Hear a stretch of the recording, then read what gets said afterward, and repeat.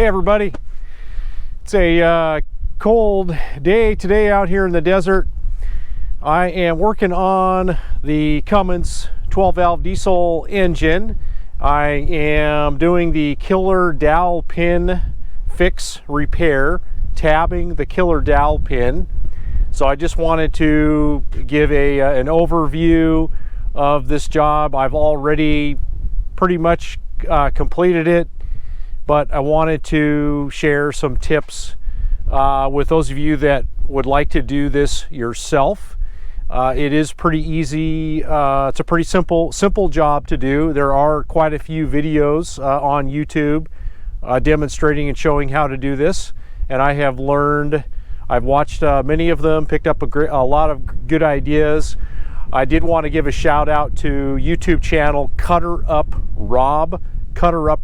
He's a professional diesel mechanic. I think he's up in Canada, and I watched his one of the videos he put out on doing the killer dowel pin. He saved me a bunch of money, and instead of buying some parts, so I did want to talk about that. I will be showing, I did take some video clips of some of the individual tasks of doing this, so I'll slip these in the videos, but this is mostly just going to be a general overview. I'll just kind of start from the beginning, and basically the way I did it, you just remove your positive battery cable that connects the two batteries, set that off to the side. I pulled my top radiator hose off this side. I let out just enough coolant to remove the hose without spilling everywhere. I didn't drain the whole system, just enough that I needed to drain. And as you can see, I have the cover on. I put it on last night, sealed it all up, and just going ahead and putting everything back together. So the radiator hose off, the battery cable off, and the way I did it, I removed the fan. What do you call this? Is just the mount, the assembly that bolts to the engine block. There are 4 bolts. I removed that. In order to pull those off, you have to loosen this, pull all these bolts so you can have access to one of them. So this pulley is loose. Remove those bolts, and then you basically, what you do is you pull the fan and the shroud off as one assembly. I actually was able to snake the fan out with the fan shroud still in the truck. I just pushed it forward and then was able to snake it out this way, so that worked out pretty good. I will put a clip in there about the balancer, removing the balancer on the 12 valve Cummins. I just broke one of the bolts loose on the balancer, and the way that I did it, I attached one strap from the frame around the balancer, and it was still slipping. Then I attached another tie strap around the pulley belt, and then it was still spinning. And then I wedged, I'm going to show this, I wedged a long screwdriver I have in the notch on the balancer, and then it's just resting, the other end of the screwdriver is resting on my tie down strap. So I just wanted to post this. If any of you are having trouble, you may want to give this a try. It is handy that they provided some notches in the balancer so that you could wedge a pry bar in there somehow. So there's probably some other ways that you could do this, but this is the way that I did it, and it worked. Killer dowel pin on this engine. It has 233,000 miles on the truck. I just pulled the front cover off, and here we go. No fix has been done. That's one of the things you never know, if it's been done or not on the truck. But this one, it has not been done. And there's the pin if you can see, and it's pushed out just a little bit. Nothing too, I was still okay, but it has pushed out, you know, a little bit, if you can see there in the camera. So it's just a matter of pulling out this bolt, and then I'm going to be fabbing up a washer and putting it in there, Loctiting it, putting it back together. So good. This is good news that, you know, everything was okay. So pretty simple job to do. Pretty straightforward. So here's the tab that I made. Just this is just some metal that I found laying around in my hardware stock. So I just did a little bit of modifications to it. It's a 5/16 bolt, size bolt. So I will be red Loctiting that and covering up the dowel. I did take a punch and punch the dowel further into the block so that it's flush, so the washer will sit flush.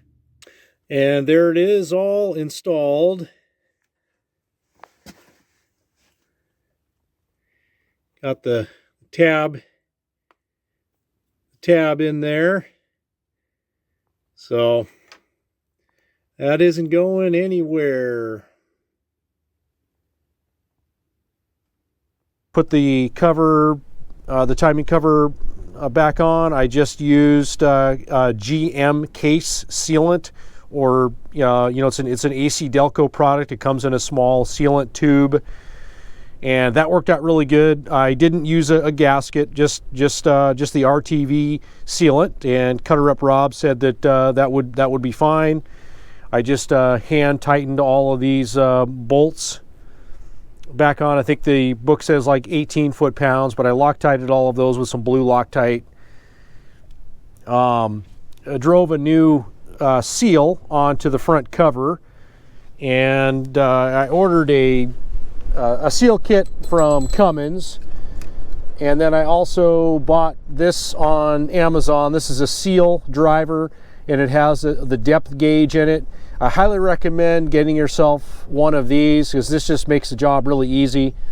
If you don't have this, the seal comes with this depth gauge. It's really important that you get the right amount of depth, and you install the seal correctly. And I would watch a video on installing the front crankshaft seal. But this is a tool that you'll want to get. The seal, you know, it was a little tricky to get started, but once I got started, it took me a couple tries to get it seated right. But watch a video on that. So the next thing is going to be the balancer, putting that back on. 92 foot-pounds is what it calls torque specification for those bolts. So here's the the balancer, and as you can see, they have these notches on the balancer, one here, one here. So what I did, removing it, is I wedged a pry bar in here, and then I'll also be wedging one when I reinstall it. I'll be wedging a pry bar in there also to hold it. I don't have a barring tool. I guess that's another thing you can do, but you can just use some ratchet straps and something to wedge in there to prevent it from turning. So other than that, pretty simple. Just a couple of things that will hang you up. For example, these clips. So here's one clip. This harness was this went into the radiator, the fan shroud. So you'll need to remove this clip, and then there's another clip for the windshield washer bottle.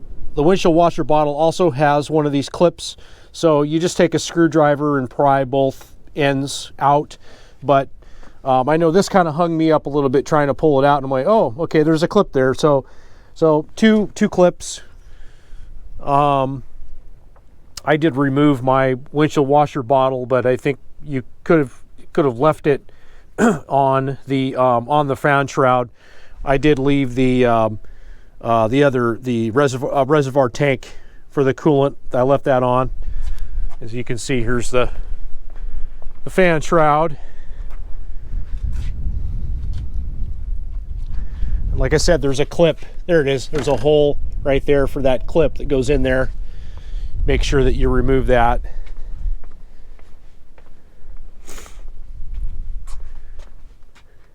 Other than that, I think that pretty much kind of wraps it up. I'll be using Loctite. Oh yeah, your crank or your sensor. I think it's, I don't know if it's your crank sensor, but it's this little device here that goes on the balancer, or just above the balancer. I did take some feeler gauges and I tried to get a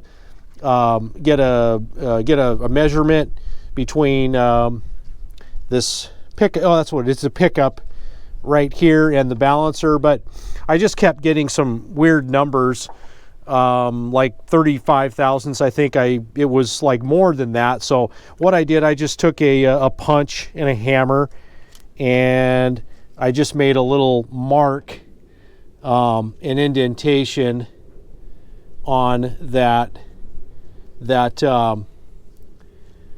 where is it at? Somewhere on there. But I just took a marker and a punch and just made a markings on it so that I know where it is to reinstall it. That's really important that you get the right measurement with that, whatever it's supposed to be.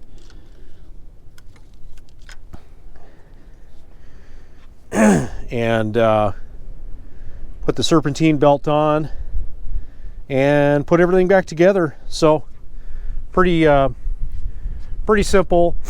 I have put 233,000 miles on this truck, and the dowel, when I first looked at it, was just slightly out. I'll probably put a clip in of that, but never had a problem. But I'm glad that I did this. I should have done it a lot sooner, but you know, a testament to these engines that they can go a long time before any of this kind of maintenance is needed. So I hope that this video helps somebody out there that's wanting to do this yourself. Well, take care, and thanks for watching, and post anything in the comments that you think might help some people.